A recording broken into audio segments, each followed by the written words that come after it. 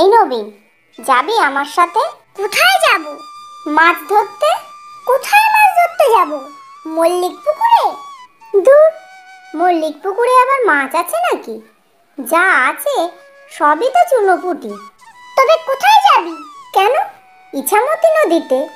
যাবি কি করে? কেন, আমতলা থেকে অটো ধরে সোজা পায়েল মোড়, তারপর সেখান থেকে হেঁটে নদী পার। আরে দূর, আমি তা একদমই বলিনি। তবে তুই কি বলছিস? আরে তুই বাড়ির অনুমতি পাবি? আমার বাবা মা কাল শহরে যাবে, আর এই সুযোগে আমরা নদীতে মাছ ধরতে যাব। সে না হয় তোর সমস্যা মিটলো, কিন্তু আমারটা কি হবে? তুই চিন্তা করিস না, আমি কাল সকালে তোর বাড়িতে গিয়ে কাকু কাকিমার অনুমতি নিয়ে আসব। তুই যখন বলছিস তখন আমার কোনো আপত্তি নেই। তবে নদীতে মাছ ধরতে গেলে তো নৌকা আর জাল লাগবে, ওসব পাবি কোথা থেকে? আমার বাড়িতে জাল আছে। আর নৌকার কথা বলছিস, তার জন্য আছে সুবল জেঠু। সুবল জেঠু কে? আর সে আমাদের শুধু শুধু নৌকাই বা দেবে কেন? সুবল জেঠু একজন মাঝি। নদীতে ব্রিজ হওয়ার কারণে নৌকার প্রয়োজন কমে গেছে। জেঠু বুড়োও হয়ে গেছে, তাই তাকে 20 টাকা 50 টাকা দিলে রাজি হয়ে যায়। তাহলে চল এখন বাড়ি যাওয়া যাক।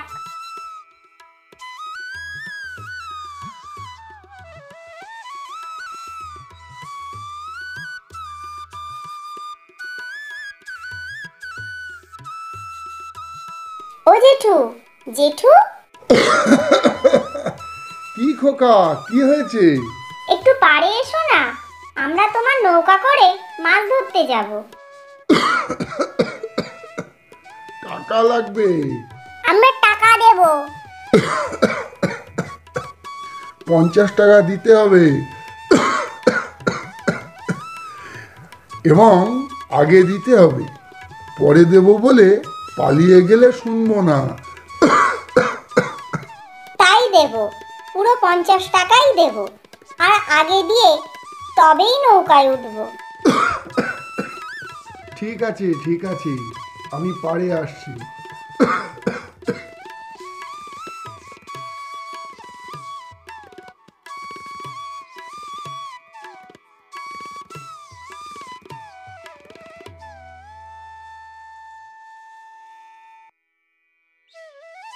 জেঠু, আমরা কি নদীতে মাছ পাবো?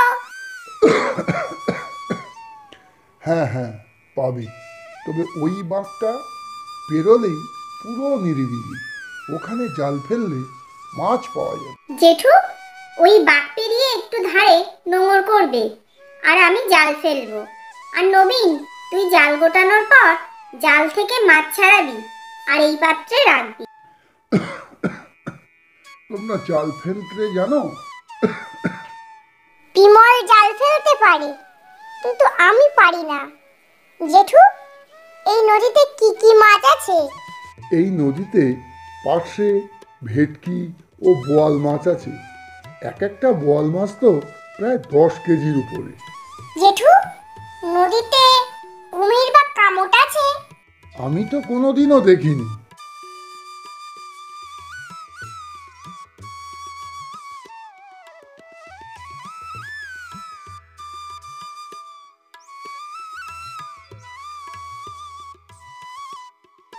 জেঠু, এবার নৌকা নোঙর করো, আমরা জাল ফেলবো।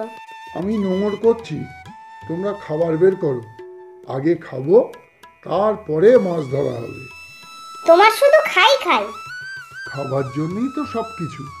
পেট ভরে নিয়ে কাজ শুরু করো, দেখবে অনেক অনেক মাছ পাওয়া যাবে। বিমল, তবে মুড়ি আর চপ বের করি? হ্যাঁ হ্যাঁ, তুই নে, জেঠুকে দে, আর আমারটা রেখে দে, পরে খাবো। আমরা তো খাবো, তা মাছের জন্য কোনো খাবার আনুনি? মাছেদের খাবার? মাছেরা খাবার খাবে নাকি? হ্যাঁ, মাছেদের জন্য জলে খাবার ছড়িয়ে দিয়ে কিছু সময় অপেক্ষা করতে হয়। তারপর মাছেরা যখন খাবার খেতে নৌকার কাছে আসে, তখন জাল ফেললেই মাছ পাওয়া যায়। নবীন, তোরা দুজনে খেয়ে নে, আর আমার খাবারটা আমাকে দে। আমি অল্প অল্প করে জলে ছড়ায়। মাছ কি আজকাল চপমুড়ি খাবে? তবে মাছ কি খাবে? মাছেদের জন্য পিঁপড়ের ডিম, পচা ভাত, পাউরুটি, মাখন আরও কত কিছু দিয়ে খাবার বানাতে হয়। আর ওই খাবারের গন্ধে মাছ ঝাঁকে ঝাঁকে আসে। নবীন, তুই হালটা ধর আর আমি জালটা ফেলি।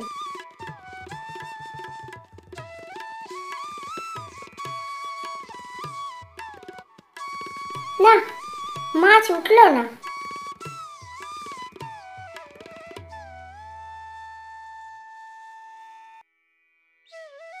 না, এবারও মাছ উঠলো না।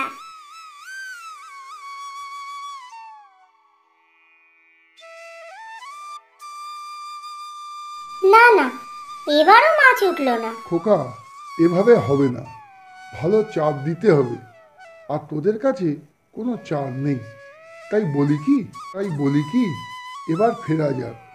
আর সময় নষ্ট করার দরকার নেই। তুমি একটু থামো তো জেঠু, আজ আমি মাছ ধরে তবেই বাড়ি ফিরবো।